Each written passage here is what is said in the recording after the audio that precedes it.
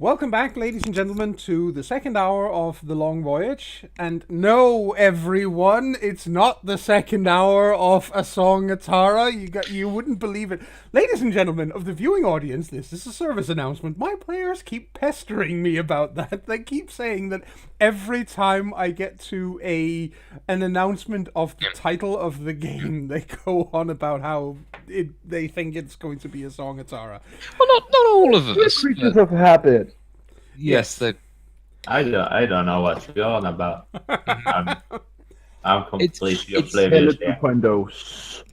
it is a testament to the quality of the previous role-playing campaign that we do keep thinking this.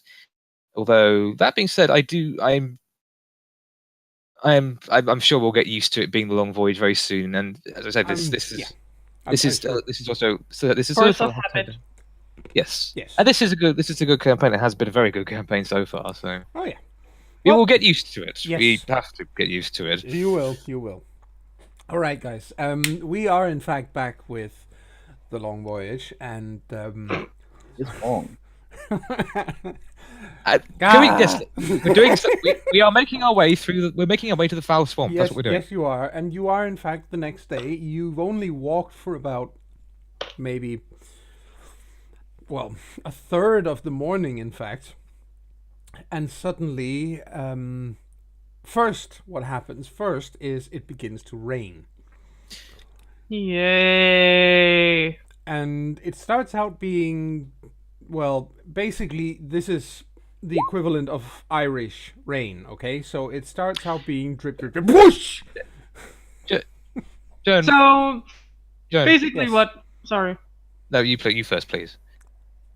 So basically, what happens is, Ilva, ever the optimist, goes, "Hey, it's starting to," Yeah, and she's soaked. and then she just keeps walking with her hand out, blinking. Oh my god! Are you about this is obviously a serious topic about dementia, but I'm going to have to bring it up considering is I know that you know and you know that I know and all. Are you about to Passchendaele us? No, I'm in fact not. Thank God. But the rain is extremely heavy, and it's, you know, it only takes a few moments and you're soaked, you know, literally sodden through, and it's just it's all the in fact It's just another excuse for Sindri to look as miserable as humanly possible. Yes. Now, at least, he has an excuse to do so. Even Aiden, who's a she and you know, normally looks like he can walk on top of blades of grass and not bend them, you know, even he looks miserable in this weather. It's just, I mean, on the plus side, because we're all Southlanders, we do have those wonderful helmets which will help keep our heads dry. But on the downside, So the rain is going to be bouncing off that so loudly. It's gonna be yeah, I was about to say yeah. So we have bongo drums on our head. Yay! Yay! Exactly. we either have we either get to get her hair soaked through, or we get to go mad from the sound. Ilva ends up taking her helmet off, looking over at the others after this has gone on for a few hours. Are you kidding me?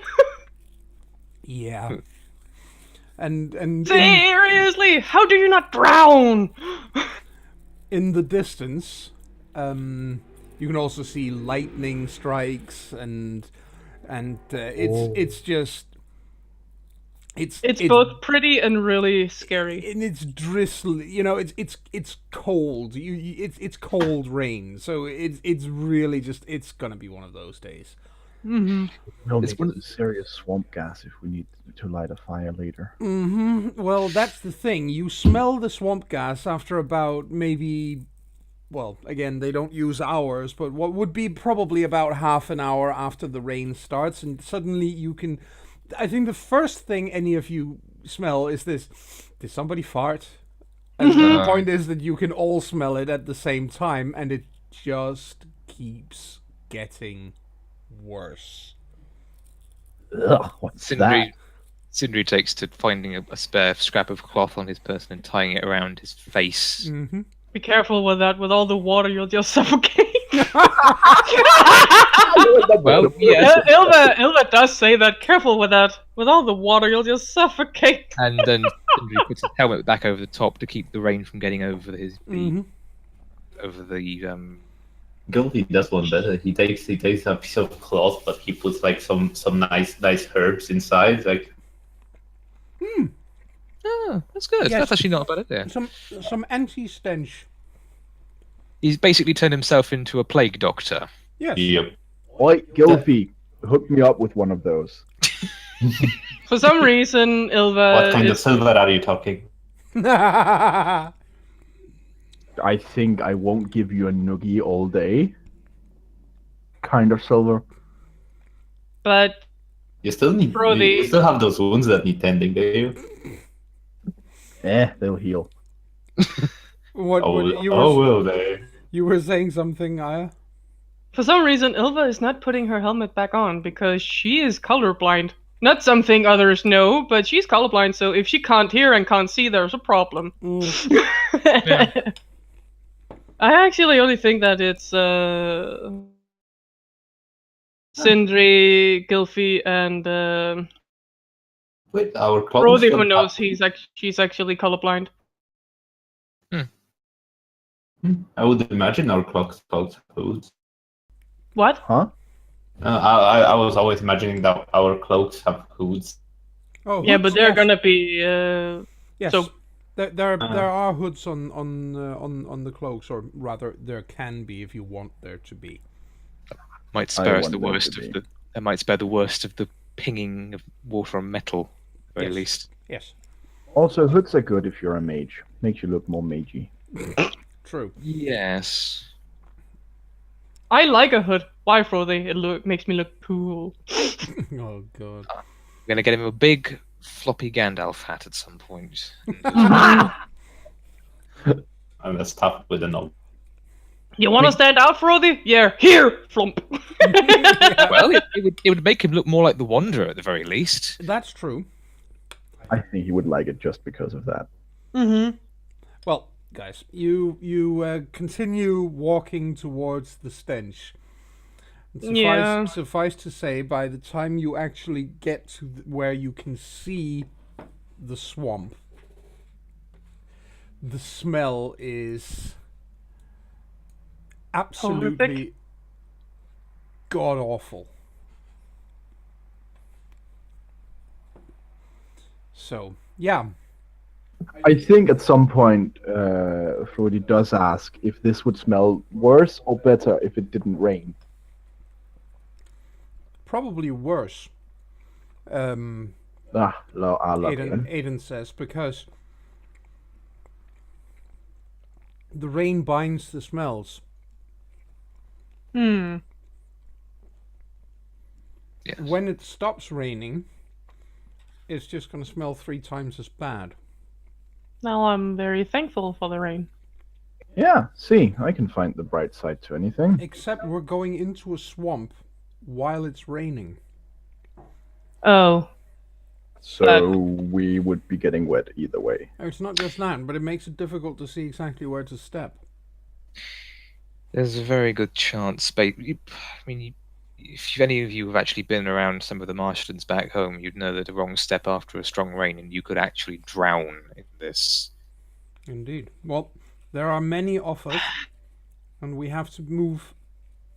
We have to move carefully and slowly. And when we get to some kind of, firm ground underfoot, like an island or something, make the most of it. Obviously,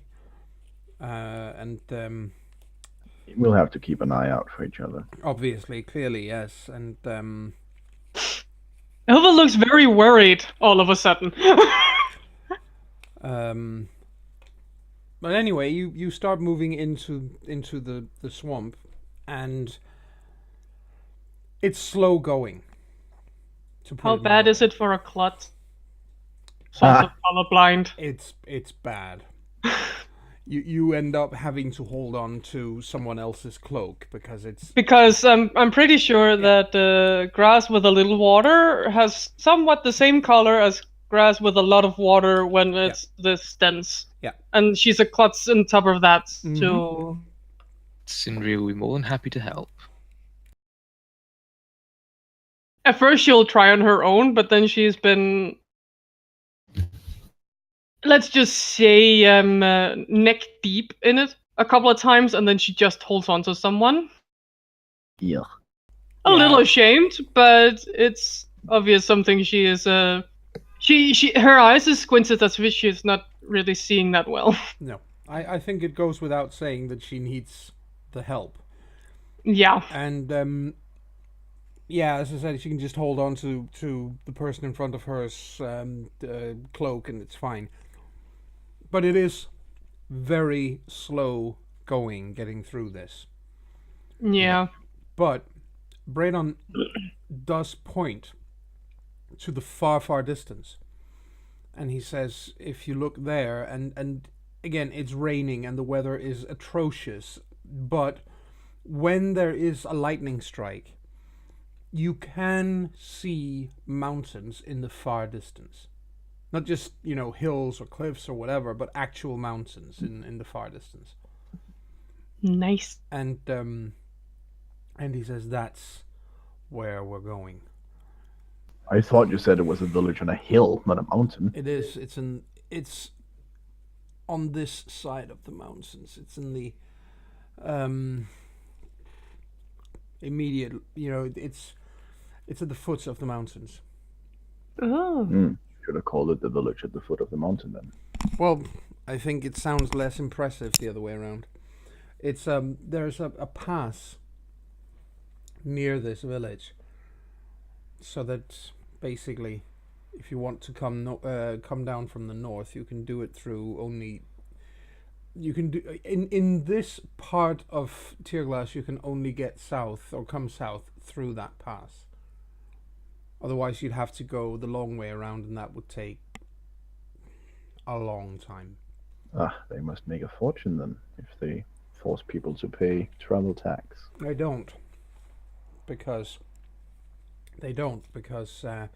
well, quite frankly, the first time they try doing that, and this is speaking from experience, he says, the first time anybody tries to do that, they're going to find out that there are a lot of very angry people who do not want to pay. And it's a fairly small village.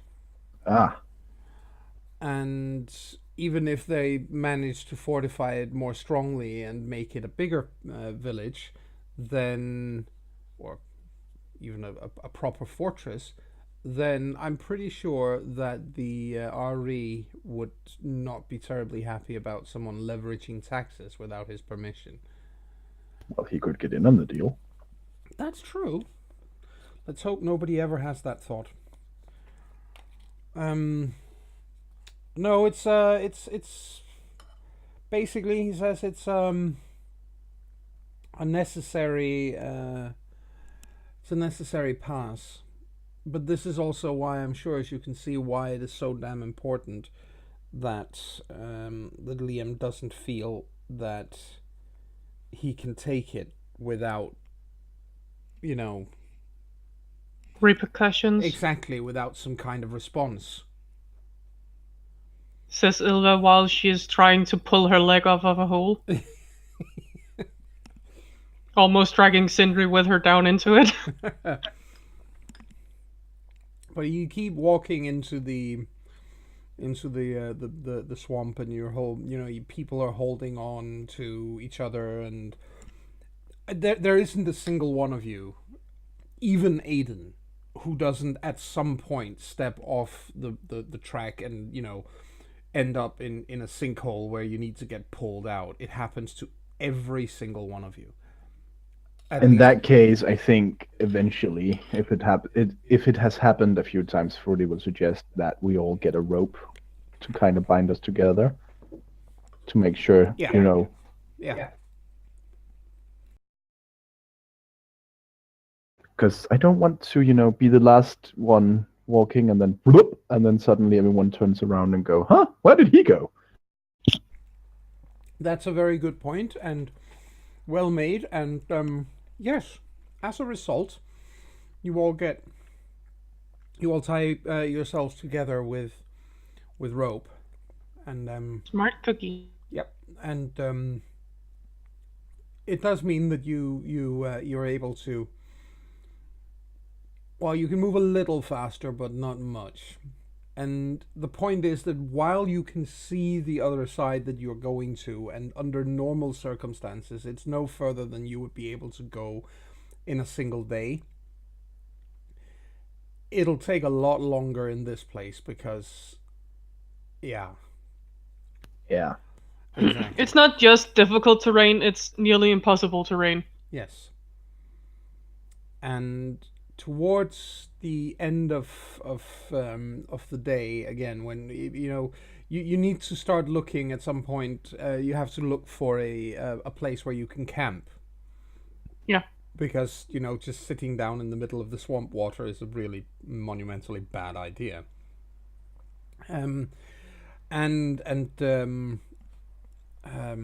Ardal, who is by now in a pretty miserable state from lack of alcohol, points to a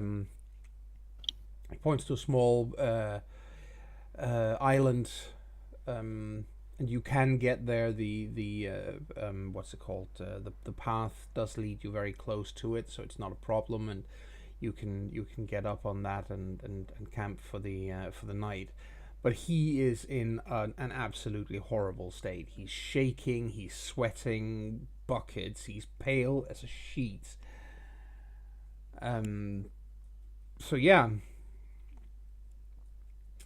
Mm-hmm. Well, that might be a good idea then. Let's make sure to test it out so Yeah. that it's not quicksand or something treacherous. No, it turns out to be a good place to camp.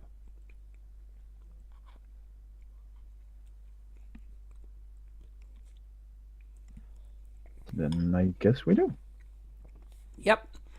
You set up camp on this small island, and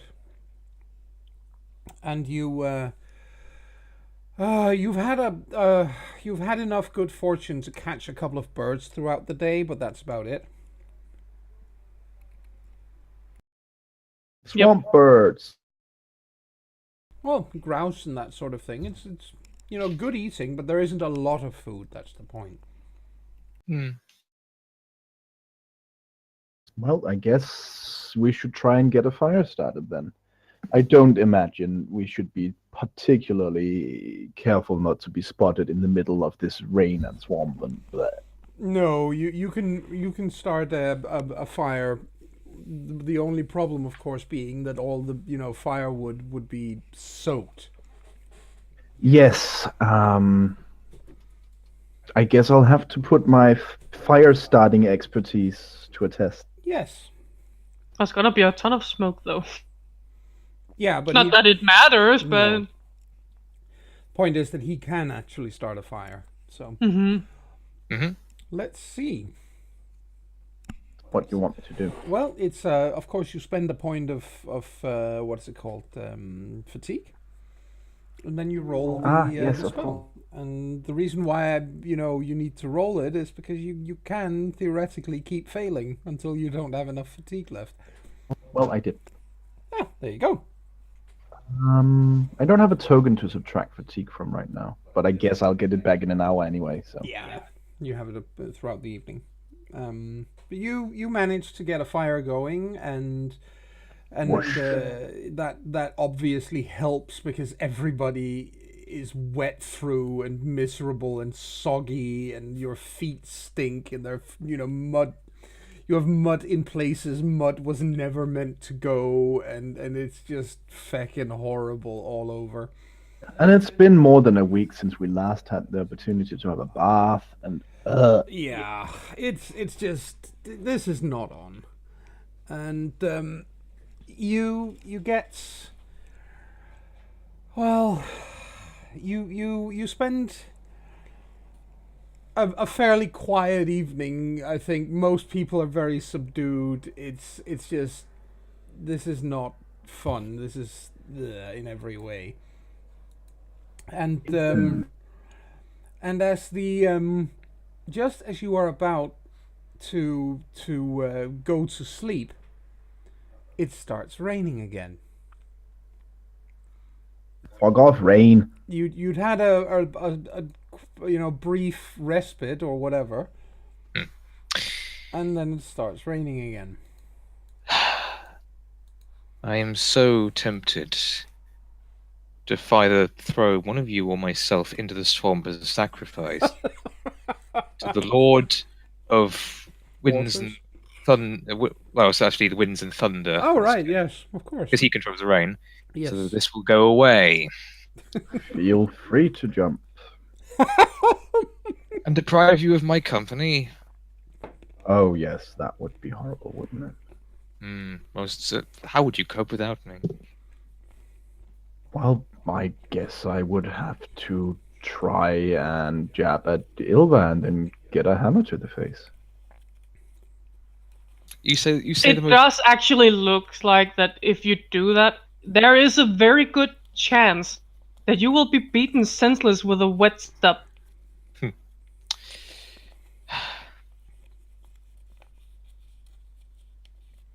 The rain didn't make her really, really bad and foul-mooded, but she is not in a good mood right now. It's hard to say if she's going to try to bite your head off or just leave.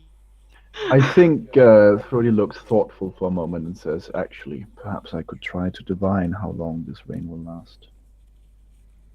And then he brings out his bones! His bones! Sindri,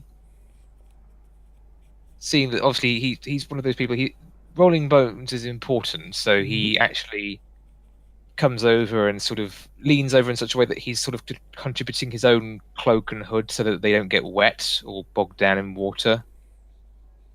Yep. Obviously, that could happen. I don't want him to lose his bones. That would be bad. Yes, they are quite important to him. So basically, everybody is looking at the. Everybody's looking at the bone thing, paying attention. Ilva is sitting at a little distance, letting the others sit and watch it. So the way you say that, GM, sounds quite ominous. It sounds. So is anyone else looking out for encounters?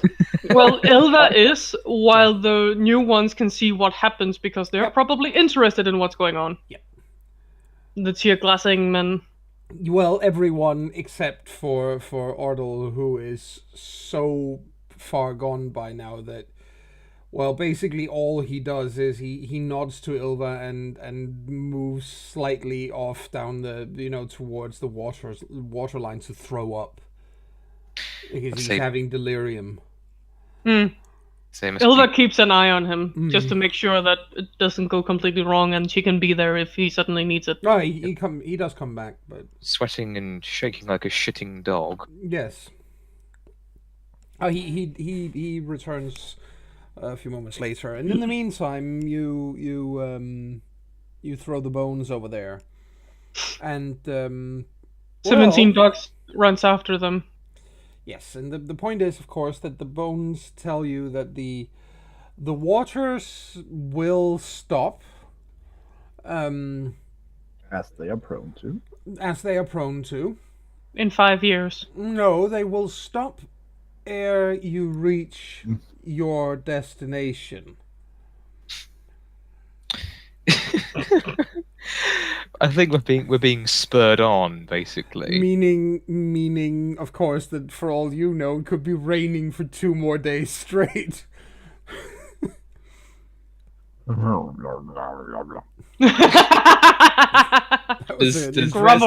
That was a very interesting sound. Does Frody actually make that noise? Yeah. I take it the readings are not good then. Not particularly precise. The waters will stop ere we reach our destination. Ere we reach our destination. Oh, good. Good. Why didn't we keep one of those grouse alive? We could have thrown that in the water. No, we don't need anything to eat. We don't need a grouse spirit appearing in. A very sad grouse spirit standing there, making you all feel guilty. No. No, it tasted good. Yes, and will think not of be. all the grouse chicks that are now without a mother. Well, then they will taste good to some other people. That's the animal kingdom. Yes, People yes, they it do all is the time. indeed. They'll Yes, still it is. cope. The you are I should say cursed with a bloody awful night. And by the time you all, I would say wake up, but how much have any of you really managed to sleep? You're cold, you're miserable the next morning. This is not fun. Oh my, what's happened? Clearly not. Well, I have to roll every night for night. Oh, you Yes. had nightmares. Your night's been especially shitty then. Yes, I will say you have a -1 to your check tonight. Well, I don't even have to have -1. No, you fail anyway. Oh my goodness. Spectacularly. I think probably that's what wakes you up then, is Gulfi sitting bolt upright with a half-choked scream. I think Cinder is probably literally just dozing off, and then suddenly he's up, struggling to stand up in the bog with his mace ready, and then Yes. he's tempted to... Yeah. Just quickly walks over to Gylfi and taps his back. It's okay. She's probably seen his nightmares before. The powers, what's happening? This night, what you dreamt, because obviously I'm not going to let something as useful as nightmares not be used for something.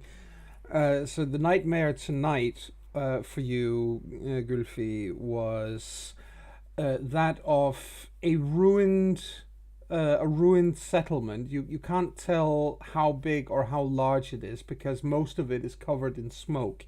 There are still burning buildings. You're walking through it on burning embers, literally on bare feet. Your boots have burnt away. You're walking on the remnants of burning buildings with bare feet. It hurts a lot. You are constantly certain, every step you take, you're sure that something hostile sees you and is about to kill you. But for the longest time, you're entirely alone. There's nobody else there. And then suddenly you can hear whispers, you can hear friends and your father's voice and so on, all whispering to you about... you can hear it's like you're hearing their last moments, women and children, the children pleading for mercy, the women crying out, the men folk cursing their rotten luck and swearing at the betrayal that they have been faced with, and you hear this ringing of triumphant laughter from men who are the men who are doing all the killing. You can't see any of it. Nothing of it happens. You don't even see any corpses. The only thing you see is this destroyed settlement that you're walking through, and you can feel how the embers are slowly burning your feet away. And then you wake up. I'll get you wake completely pale and, well, even wetter from sweat. Yes. Is this the first time he's had a nightmare where we... No, I would say probably. Well, actually, it might be. It might be. Yeah, I think, yeah. Yeah. Well, since Verborg, yeah, first time he was quite good at succeeding his roles. Yeah, that's true. In that case, Frodi definitely also comes over and asks Ilna, what's going on? Nothing. It's all right. Is he hurt? No. Yeah, Gilfie's kind of out of it. It's Ilva is just holding his shoulders in a comforting manner when he snaps out of it. You with us again? You alright? Oh, he doesn't respond. He has his face buried in his hands. Frody looks worried. And Ilva sighs and hums softly. As you do that,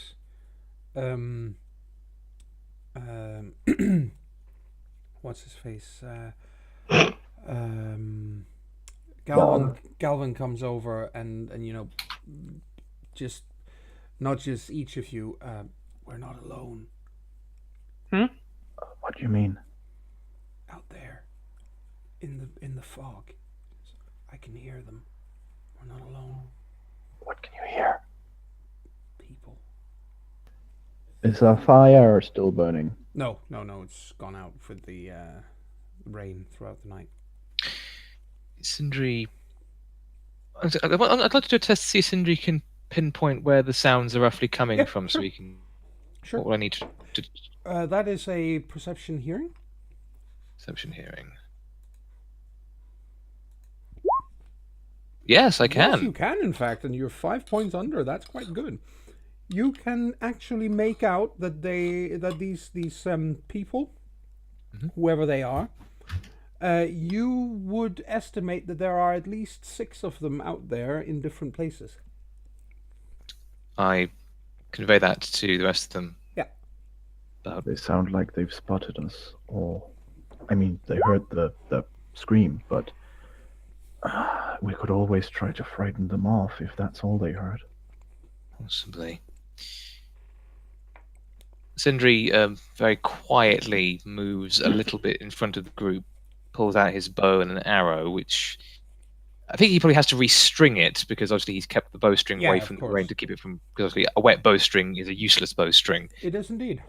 And he half draws an arrow ready just in case. Just ask the Genoese crossbowmen at Cressy. Yes. Whereas the English longbowmen at Cressy very sensibly kept their bowstrings under their helmets. Yes, indeed. Yeah, I know things. Yes, you do. Yes, you do. Anyway, yes. So that's what he does. Does he answer on whether or not it sounded like they'd heard us? I don't know. Did Sindri pick out anything distinct? You can't really tell. He whispers back, basically, yeah, that he can't tell at this distance. In that case, Thordy looks to the natives and asks, "Do you think we could try to frighten them off with we could try, but ungodly whale or something?" Well, maybe, but if what's his name? Come on, names. Braden says if we could try, but if they're not hostile, then they might be frightened into actually, defending themselves. I don't know what it is, but there is something out there. Well, I was hoping to make them flee. Yeah, but we can't be sure if that's what they're gonna do. Don't think it might be more white, do you? I think if it was, they would have attacked already. Also, I can't see any barrows around here. I mean, that's the point. They're barrow whites. They're true. They're all right, connected to their burial sites. You don't have anything, I don't know, strange drowning creatures or something? Oh yeah, we do. But usually they're out by the sea. Usually. Well, yeah, but no, I think these are. He sighs and just, he gestures for all of you. He puts a hand on his weapon, so that just to be ready. And he calls out, "So, oh there, you in the mist. Who goes there?" And there's a moment of silence before somebody asks or answers. And there's a voice that comes back saying, "We live here. You are the ones trespassing." And Bren says, "Well, that's as may be, but we still don't know who you are." And the voice in the mist, a different voice in the mist actually, from a different point, says, well, we are on even footing then. We don't know who you are either. And, well, Braden does look to the rest of you with this look on his face of they do kind of have a point. Well, we might not translate? actually understand Yes, it. yes, he does. Alright. Maybe we could just parts as equals then. I could Neither knowing who the other is. I could suggest that we just leave each other go in separate directions and separate ways if they're willing to listen to that. Or never hurts to Try. try. Exactly. We're just passing through anyway. And he calls out into the mist, and there is an answer that comes back, and he translates to you and says, well, and this is the third voice, by the way, out there who responds, and he says, well, they are willing to let us go and just go on our merry way, but they say that we've been sleeping on a holy site all night. Whoops. And consequently, they're going to require some kind of compensation. What kind do they want?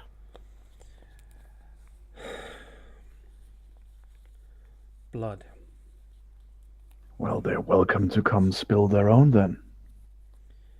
They're druids. Well, how much would a druid actually need? An entire life or a handful of blood? They didn't specify. I don't want to see anyone here turned over to those savages. You did say that they do not have magic, yes?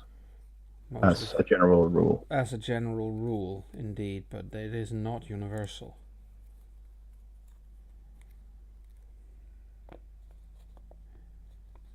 Well, they are you all lawmakers. What do you suggest? Because I am confident we can take them in a fight. It's just whether or not we'll get a fair fight. Yeah, that is kind of the problem, isn't it? He calls out into the mist again and gets a response back where he says they say they won't require a life because we are not native to this place and we did not know what we did. They require what then? They will settle for a hand. I see.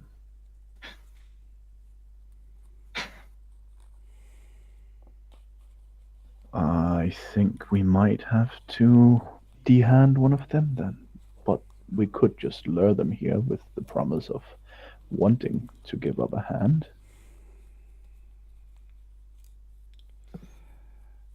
He calls out into the mist again and gets an answer, and you can see how he's biting back a growl. And he turns and looks at you all again and says, they are telling me that we choose the hand, we remove it, we leave it here, and then they will dispose of it afterwards. What do you think they'll do if we tell them to piss off? To be perfectly honest with you, I don't know, because I don't know how powerful these men are. Can you tell how many sets out there?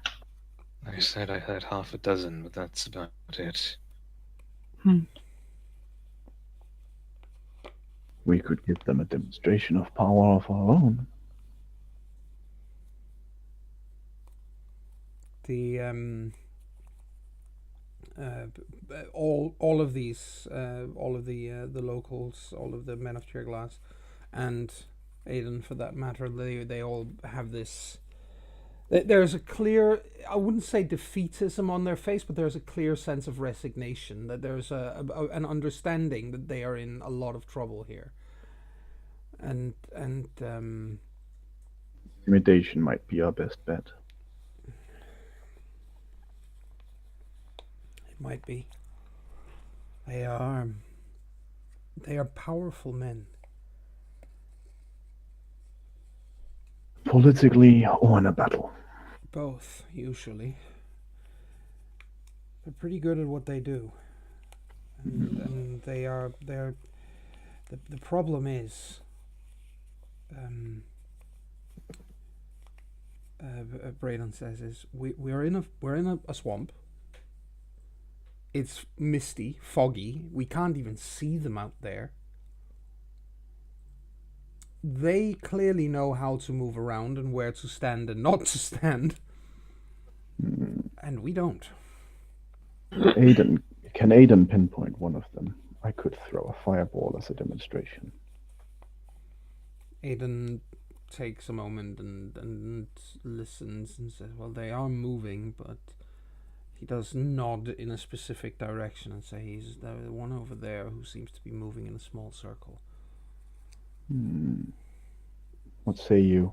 Shall we show them that we are, in fact, not willing to part with our limbs?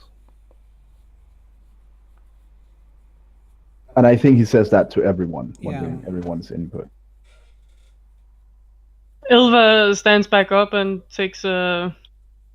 rolls his shoulders slightly, as if, well, I've just been kneeling here for a while, I need to stretch out. Yeah.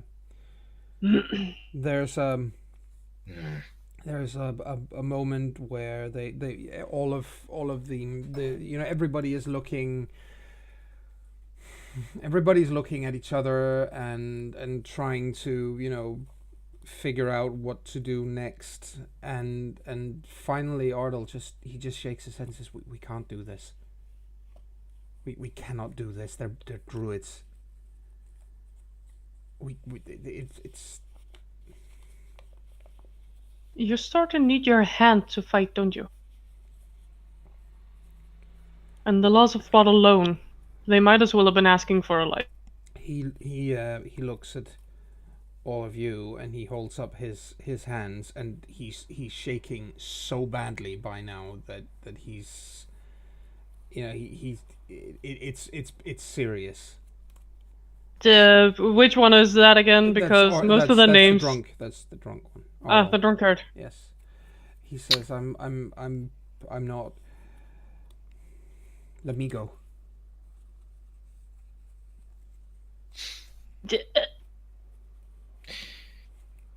Why?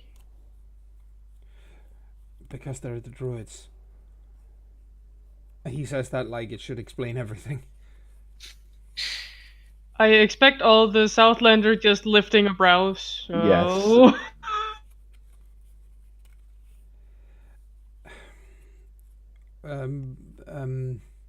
Galvin kind of, he puts a hand on everybody's shoulder and just kind of, he looks to Braden and says, could you, stall them for a little bit? And then he takes you guys over to the other side of the island. What? And he says, okay, let me explain this. He says, just let me explain what's going on here. Please do. There are, as best we know, 6 of them out there, right? Mm-hmm. Yeah, and more of us. Mm-hmm. More of us. Admittedly, let's not even get into the whole thing about whether we can see them or they can see us and all of that. Let's just, for a moment, assume that we can all see each other perfectly well and we're fighting on firm ground where we won't have to worry about sinking into powers know what, right? Let's just assume that for a second. We don't know if there are more than 6 out there to begin with. We've heard 6. But let's just say that there are only 6.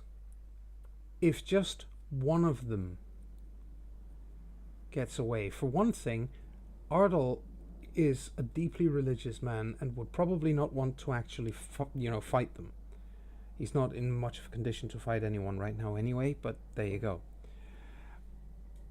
I don't think Braydon would be perfectly happy to fight them either. It's not that he's a believer as such. He's really not. It's not that. It's the fact that if somehow one of them gets away, our families will pay for this. Wouldn't that require them to know who you are? We established early that they don't know who we are. Yeah. They also have, like you did last night, they have ways of scrying. Well, I did suggest scaring them off rather than fighting, but I don't suppose that changes much. They seem vindictive. I don't like druids. He says they've been. You have to be made of a special kind of asshole to want to join their ranks. To be perfectly honest. For one thing, you don't have to give a damn what anybody else, about anybody else's feelings or. No, I don't. I don't like them. But you do fear them. Yes. Most men of Tyrglas do. And we're so close to saying that Taryn looks disapproving, but she doesn't. Nope. Ilva looks disapproving. Yes. And looks at him with a... So, because they're a big bad man, you just give in to them?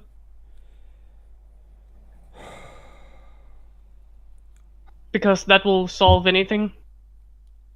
It'll make them go away. And it'll allow us to continue. And our families won't suffer for it. She ruffles up her very wet hair because you haven't had a helmet out since. And sighs deeply. I do not get that kind of thought. If we need to make sure one of them doesn't get away, then we need to make sure of that. But this is your lands and your powers. And your families. And we're supposed to cut off a hand for them. I have no idea why. To be honest with you, Galvin says, neither do I. It seems like every punishment with these creeps deals with pain and blood and suffering. There was a time where apparently they were, healers and wise people and so on, and now all they seem to do is sacrifice. It's probably the fucking power that went to their head. Well, or the powers. This world is Power has a way of corrupting people. The same thing about, giving a little power so everyone can have a say. It's a theme here, isn't it? power and a couple of dozen half centuries of unending warfare. This world is a blood-soaked place, and it gets to people, I suppose. All right, we've discussed this long enough. We haven't time anymore. No. I suppose we'll leave the decision with you. As I said, these are your lands and your powers and your families. But I don't. None of us. The bridge of his nose and nods and says yes. You won't be getting a hand from either of us. No. It wouldn't be from one of you. Any of. It wouldn't be from one of you. He won't survive while he's having his hand removed. They would probably make sure that he does. But they want us to remove it. Yes. Yeah, the probably is not soothing. That's true. That is I mean, first they wanted blood, and because we didn't know, how the hell would anyone know that this godforsaken place is the holy site? But yeah, to be I don't honest get with it. you, for all I know, they think the whole swamp is a holy site. I mean, Gylfi is rather skilled, but removing a hand, that's a lot That's of blood. serious. Yes, it is. I He- suppose we could burn the stump. That would stop the bleeding, Yeah, but but that might kill him outright as well. The mind might not be able to take it. Personally, I would rather if we didn't have to lose any limbs. He says and nods to all of you, and then heads over to Braydon, and they have a conversation for a while. Ardal is again, he's clearly offering to go and be the sacrifice. He's already in a physically miserable state, and seems to have resigned himself to this, and Aiden obviously is not really taking part in this conversation. He's not a man of Tearglass. He's she. He's as much an outsider here as you are. And in the end, Braydon just he shakes his head and looks out into the mist and says, loud and clear, and says something. It sounds quite defiant. And then he draws his weapon. Oh my. well, in that case, we should probably get ready to. Yeah. The second she hears the defiant sound, she just takes her warhammer. Yeah. There's a long moment of silence from out there, and then finally you can hear a single voice speaking. It sounds like it's moved away. None of you have been able to hear him moving, but he must have moved away from the island, and Braylon just, his shoulders sag, and he sighs, and he doesn't look defeated, but he looks extremely tired as he looks back at all of you and says, well, they've gone. What happened? I told them exactly where I was going to insert this sword if they came close enough for me to reach. And They didn't take too kindly to it. And then they left. And then they left. How long until they're back? If they come back, that could be any moment, he says, but somehow I don't think they're going to. You don't sound entirely happy about it. I don't know what they're going to do instead. Standing up to these people is, well, let's just say you take your life and the life of everyone you love into your own hands when you do. Should have burned them. Yeah, but we can't be sure. We don't know whether we couldn't see them. We didn't know where they were. Well, this way they all got away. They did. But this way they also all got away. They have less reason to be vindictive if we haven't killed one of them as well. Throw these rugs. As I said, we leave this to you.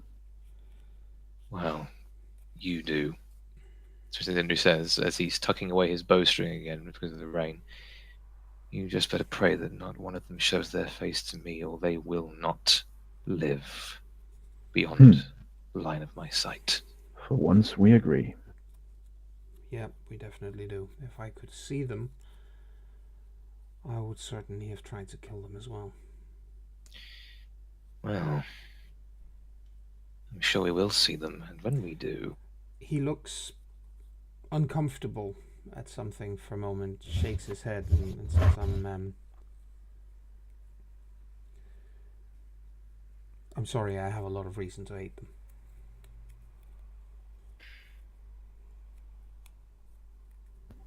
I think there's a lot of people who has a reason to hate them. Yeah. If you ever feel the need to share. Oh, it's pretty simple. They do a ceremony for young boys and girls when they come of age. In some parts of Tirglas, most small rural places, villages, farming villages, that sort of place, you will still find druids who come there. Even in some larger towns, they still have influence there, and they will do this rite for young people when they are, well, quite frankly, when the girls start to swell, and well, when the boys start to notice. Yes, that's a nice way of putting it. Thank you. That's more elegant than what I had in mind. And I went through this as well. It is not pleasant, but it is seen as a coming of age thing which is necessary, and kids are usually quite proud and a little giddy, and because when they come home, then they're going to be treated differently, and they're not going to be seen as children anymore, but more like young people who are slowly becoming adults. So it's an important day for most of these kids, and it hurts because you have to undergo various trials, and it's not fun or pleasant in any sort of way. And he says, and sits down on a rock on this island, and just puts his sword across his knees and just shakes his head, and he looks at his feet more than anything. His entire body language is just one of sadness. And he says, I was there with with my best friend, a boy I'd been best friends with since we were old enough to play chase, basically. And he died, and they did nothing to save him. From the trials. Yeah. And I think that's where I lost my faith in the powers. I had to stand there and watch him bleed out. Why didn't they help? They said he deserved it.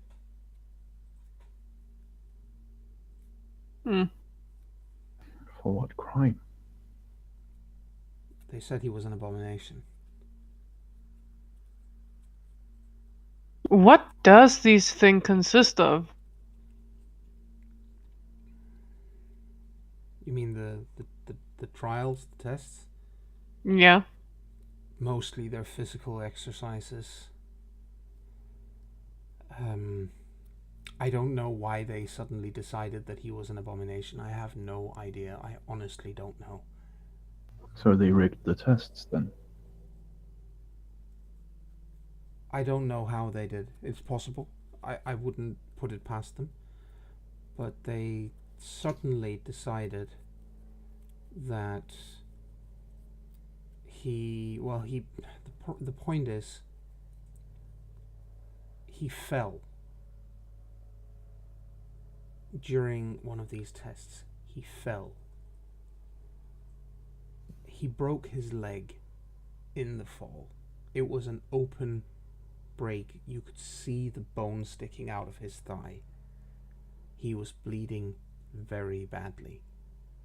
He was screaming for help. And he bled out. And I wanted to go down there and help him. and 2 of these bastards held me and refused to let me go and help my friend. And they said that it was because he's an abomination and he deserved to die.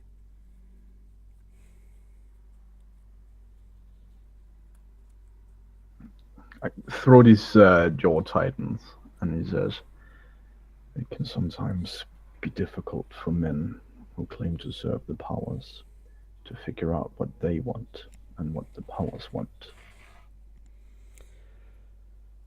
I suppose. All I know is I haven't prayed since that day.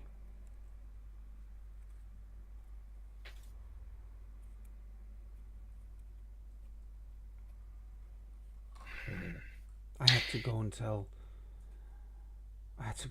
his mother that he'd had an accident.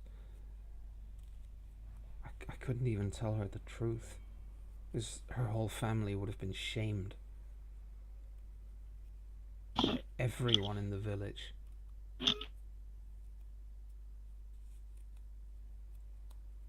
That's just wrong, you know? That's wrong. It is.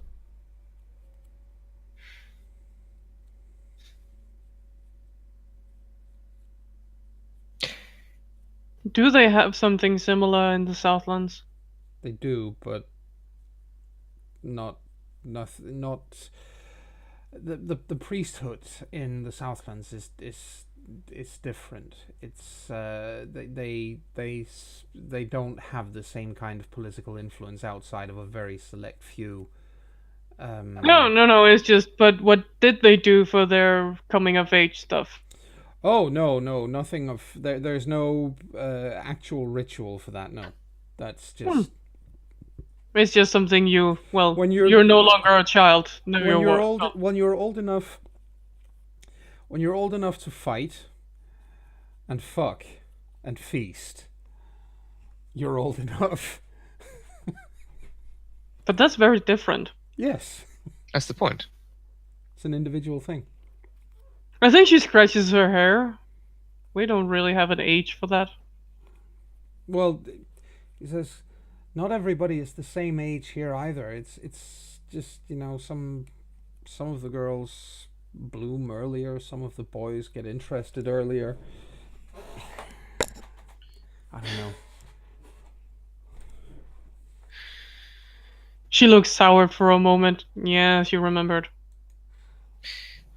Well, Sindri stands up, indicating that he's prepared to leave, considering that we're all probably all still tied up, and then just says pointedly, "I wonder if this land's even worth fighting for." And motions to the land is. Braden says the land is worth fighting for, and the people are worth fighting for, but there are bastards everywhere. You yourself just mentioned the Phalans. You're about to say, just because there are a few bad eggs doesn't mean all of them are. Exactly. The bad eggs in the Southlands aren't the lawmakers. I will accept that this land is worth fighting for when someone, somewhere, somehow excises these beasts from lawmaking. Yeah, that would be nice. That would be nice. But until that happens, the land still has to be worth fighting for the people who otherwise have to live with these laws, he says, and gets up. True enough, I suppose. But I would still love to come across these people and end them. What say you that when we go the other way on the way home, we make a slight detour and see if we can't figure out where these guys come from? I shall look forward to burning them to a crisp. Ardal looks horrified at all of this, but he also looks at Braden with this new understanding And then finally he says, I guess I have to ask. He says, but that friend of yours, was he an abomination? And Braedon just sends him. He sends him a look that could wither an oak at 50 paces, and says, he was 14 years old.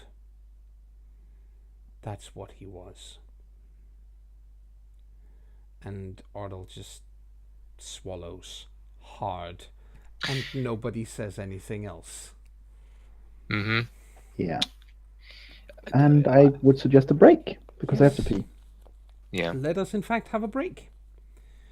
Okay, so everybody, we will be back with the final hour of the Long Voyage for this week in just a moment.